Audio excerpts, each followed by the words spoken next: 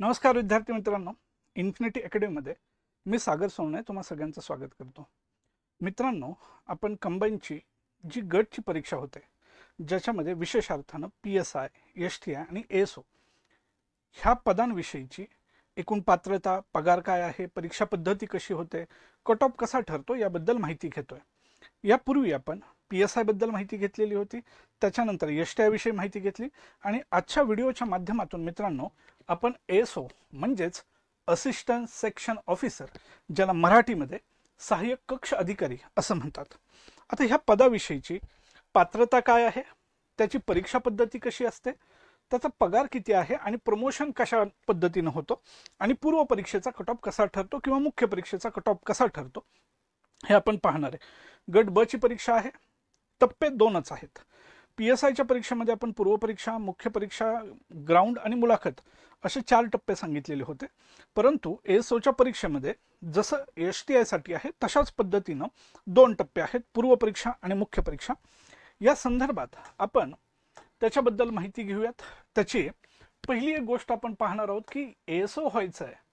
एक मित्रांनो गोष्ट लक्षात घ्या, ASOची जी पद आहे ते मंत्रालयातलं आहे आणि मंत्रालयामध्ये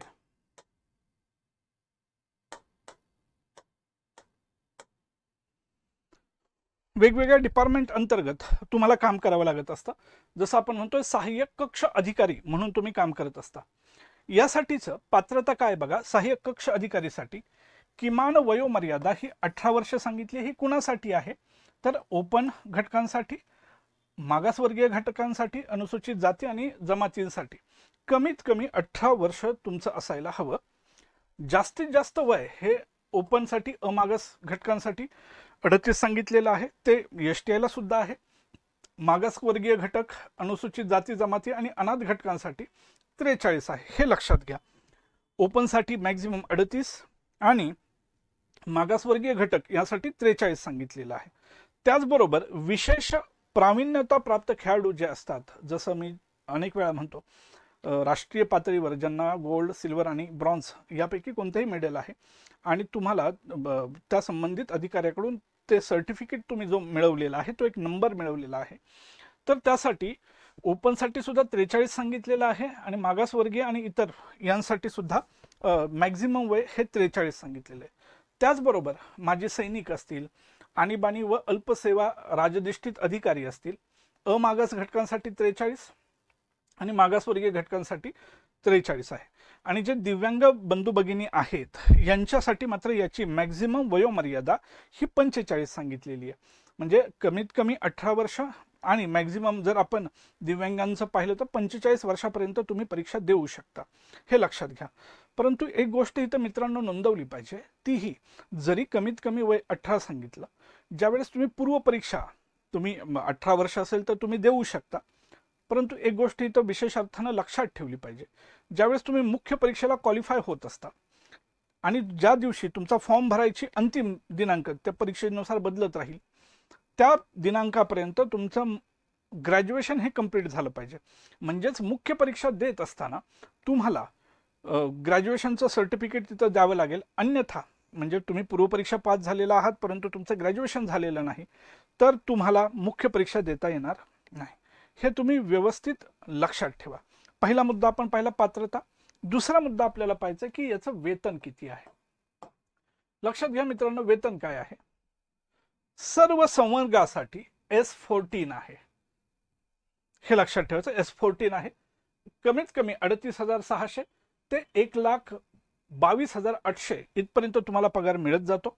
तुमच्या आपण म्हणू की तुमचा काम जसं वाढत जातं, तुमचा सर्व्हिस जशी वाढत जाते, त्याचबरोबर अधिक महागाई भत्ता आणि नियमाप्रमाणे देय असलेले भत्ते हे तुम्हाला मिळतील. पात्रता भारतीय नागरिक असावा हे तर तुम्हाला सगळ्यांना माहिती आहे.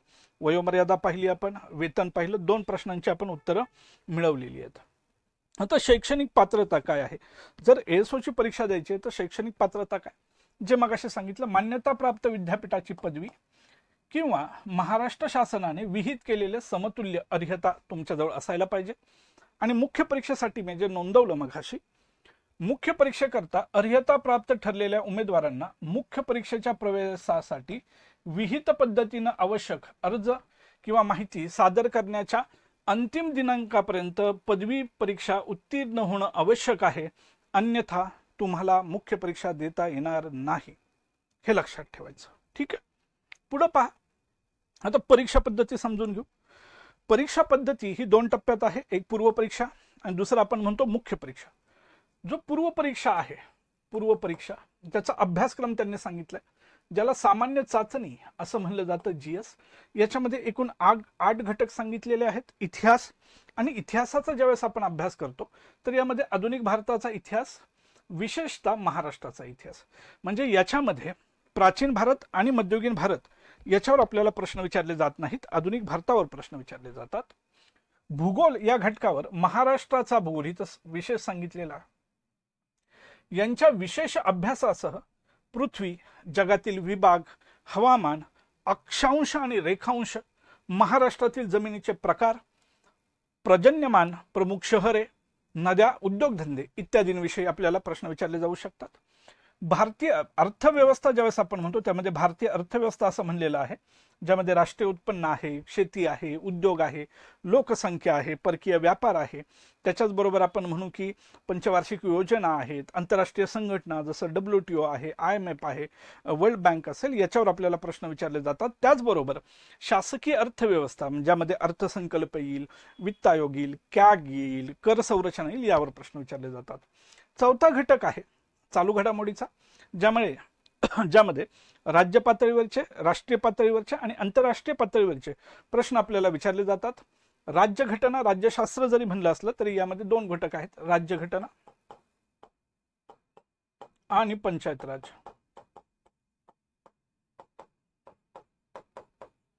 ठीक. सामान्य विज्ञान हा 6वा घटक आहे, ज्यामध्ये फिजिक्स आहे, केमिस्ट्री, झूलॉजी, बॉटनी आणि हायजीन हे आहे. आणि 7वा आणि 8वा प्रकार हा अंकगणित आणि बुद्धिमत्तेसाठीचा आहे. मित्रांनो, ह्या 8 घटकांमध्ये आपल्याला नंबर ऑफ क्वेश्चन जवळपास 100 असतात आणि मार्क सुद्धा 100 असतात, आणि जो वेळ मिळतो आपल्याला तो 1 तासाचा आहे, हे लक्षात ठेवायचं. वेळ किती तासाचा आहे? 1 तासाचा आहे. ज्यावेळेस तुम्ही पूर्व परीक्षा पास होता त्यावेळेस मुख्य परीक्षेला जाता. आता याचा कट ऑफ तुम्ही म्हणाल सर PSIचा कट ऑफ वेगळा लागतो का पूर्व परीक्षेचा, मुख्य परीक्षेचा आणि ASOचा? तर मित्रांनो, आयोगाने आता याच्यामध्ये बदल केलेला आहे आणि आता जी कंबाईनची परीक्षा झाली याच्यामध्ये त्यांनी एकच कट ऑफ सांगितलेला आहे. जसं आता तुम्ही पाहिलं असेल की 62.5 इतका लागलेला आहे, तो PSIचा सुद्धा लागला, तो STIचा सुद्धा लागला, तो ASOचा सुद्धा लागला.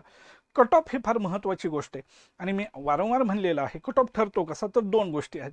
पेपरची काठिण्य पातळी ही साठी महत्त्वाची असते आणि number of post. Number of post जर जास्त असतील तर मुख्य परीक्षेला क्वालिफाय होणारे मुलं सुद्धा जास्त असतील. दुसऱ्या बाजूला पेपर जर अवघड असेल तर कट ऑफ खाली येतो आणि पेपर जर सोपा असेल तर कट ऑफ जास्त जातो. जसा आत्ताचा कंबाईनचा पेपर आपण पाहिला, पेपर तुलनेनं सोपा होता. गट ब चा बोलतोय मी, गट क बद्दल बोलत नाहीये, गट ब चा, त्यामुळे तो कट ऑफ जास्त गेलता. ज्या वेळेस तुम्ही पूर्व परीक्षा पास होता, आता मुख्य परीक्षेला गेलात, मुख्य परीक्षेसाठी ही फक्त लेखी स्वरूपाची आहे परंतु वस्तुनिष्ठ आहे. गट ब ची राजपत्रित ज्याला आपण म्हणतो, तर यामध्ये 2 विषय सांगितलेले आहेत. पहिला पेपर हा जो इथं सांगितलेला आहे, ज्याला मी भाषेचा पेपर म्हणतो, आणि ज्याच्यामध्ये 2 गोष्टी असतात, एक म्हणजे मराठी आहे आणि दुसरा आहे इंग्रजी. मराठी आणि काय आहे? इंग्रजी. मराठीवर नंबर ऑफ क्वेश्चन्स मित्रांनो असतात 50 प्रश्न आहेत आणि इंग्रजीवर सुद्धा 50 प्रश्न आहेत. एका प्रश्नाला 2 मार्क आहेत म्हणजे 100 मार्क, अधिक इकडे सुद्धा किती येतात? 100 मार्क, बरोबर. म्हणजेच पहिला जो भाषेचा पेपर आहे तो 200 मार्काचा आहे. हे व्यवस्थित तुम्ही लक्षात घ्या. तुम्हाला मराठी आणि इंग्रजीचा अत्यंत व्यवस्थित आणि चांगल्या पद्धतीने अभ्यास करावा लागतो, याला कुठंच तडजोड नाही. आणि याचं त्यांनी सांगितलं की मराठीचा पेपरचा दर्जा हा 12वीच्या पातळीवरचा असेल आणि इंग्रजीचा हा पदवीच्या पातळीवरचा असेल. याला 1 तास मिळणार आहेत. 100 प्रश्न आहेत, प्रश्न आहे 100 आणि वेळ सुद्धा 1 तास आहे. आणि दुसरा पेपर जो आहे तो सामान्य अध्ययन आणि बुद्धिमत्ता चाचणी असं त्यांनी सांगितलेलं आहे. याच्यामध्ये सुद्धा प्रश्न आहे 100, एका प्रश्नाला 2 मार्क, बरोबर. असे 200 मार्क होतात. म्हणजे आपण पहिला पेपर भाषेचा 200 मार्क आणि GSचा पेपर याला 200 मार्क म्हणतो, याचे आपल्याला 400 मार्क होताना दिसतात मित्रांनो. 400 मार्क, हे लक्षात ठेवायचं तुम्ही. आपल्याला यावर प्रश्न विचारला जाऊ शकतो, म्हणजे हे तुम्हाला माहीत असायला पाहिजे. हे सगळ्यात पहिली गोष्ट लक्षात ठेवा. आणि ज्यावेळेस आपण हे पाहतो की बाबा अजून एक गोष्ट आहे की सर याचं प्रमोशन कसं होतं, हे लक्षात ठेवायचं आहे. प्रमोशन कसं होतंय हे लक्षात ठेवायचं आहे. तुम्ही सिलेक्शन होत असताना ASO म्हणून होत असतात, असिस्टंट सेक्शन ऑफिसर. त्याच्यानंतर तुमचं जे प्रमोशन होत असतं कक्ष अधिकारी, कक्ष अधिकारी गट ब. त्याच्या पुढचं प्रमोशन आहे मित्रांनो तुमचं, ते म्हणलेलं असतं अवर सचिव गट अ. आणि तिसरं प्रमोशन आहे तुमचं, हे फार महत्वाचं आहे, उपसचिव गट अ. हे लक्षात घ्या मित्रांनो, गट अ हे महत्वाचं आहे. म्हणजे पहिलं तुम्ही ASO म्हणून तुमचं सिलेक्शन आहे, सहाय्यक कक्ष अधिकारी, त्याच्या पुढे कक्ष अधिकारी, अवर सचिव आणि उपसचिव. अशा पद्धतीनं तुमचं प्रमोशन होत असतं. ही माहिती तुमच्यासाठी फार महत्वाची आहे. आता अजून एक महत्वाची गोष्ट आहे मित्रांनो, जर तुम्ही PSI व्हायचं स्वप्न पाहत असाल आणि तुम्हाला वाटत, अर्थात STI ASO आणि PSI हे गट ब ची परीक्षा आहे, पूर्व परीक्षा एकच होते, मुख्य परीक्षा सुद्धा एकच होते, परंतु तुमचा फोकस PSI होणं आहे, तर इन्फिनिटी अकॅडमी तुमच्यासाठी एक सुवर्ण संधी घेऊन आलेली आहे. आपली batch target oriented PSI foundation batch ही 18 जुलैला सुरू होणार आहे. आणि ह्या बॅचसाठी आम्ही एक स्कॉलरशिप सुरू करतोय, ज्याची परीक्षा ही 29 जूनला असणार आहे. 29 जूनला असणार आहे. मी पुन्हा रिपीट करतोय, 29 जून.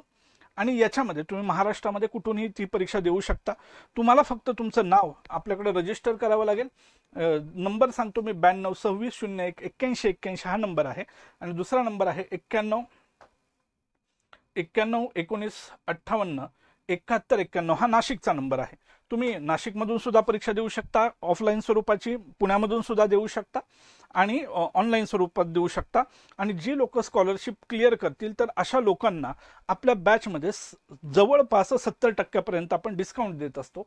हा QR कोड तुम्ही स्कॅन करून सुद्धा आपलं नाव रजिस्टर करू शकता. मोठ्या संख्येनं या परीक्षा द्या, तुम्हाला नक्कीच फायदा होईल. मित्रांनो, आज आपण ASOच्या परीक्षेबद्दल माहिती पाहिली. अशाच प्रकारची माहिती इन्फिनिटीच्या माध्यमातून मी तुम्हाला देत असतो. आज थांबूयात. धन्यवाद.